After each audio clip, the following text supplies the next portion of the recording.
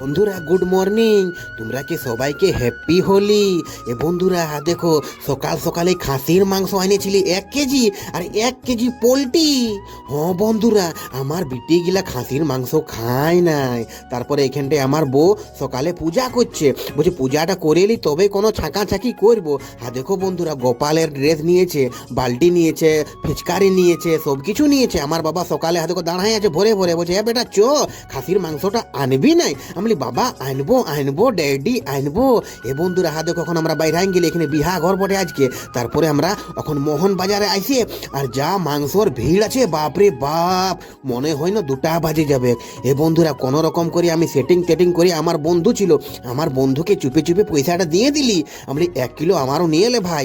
আর দেখো বন্ধুরা, এখন আমরা মাংস নিয়ে আমার বাবা থলিটা নিয়ে আসছে, 1 কিলো খাসি আর 1 কিলো পোলট্রি। এখানটায় আমার বিটি দেখো বেলুন গিলানে রং ঢুকাই ঢুকাই ফুলাই ফুলাই রাখিয়েছে। আমি এখন না একটু পরে খেলবি। তারপরে এদিকে গরম গরম আমাদের এখন ভাত এখন হচ্ছে, এখন হয় নাই। তারপরে বলি মাংসটা কাটে এলি, তারপরে ডিম আনবো, ডিম চপ হবে। বন্ধুরা আসছি, বাই বাই বন্ধুরা।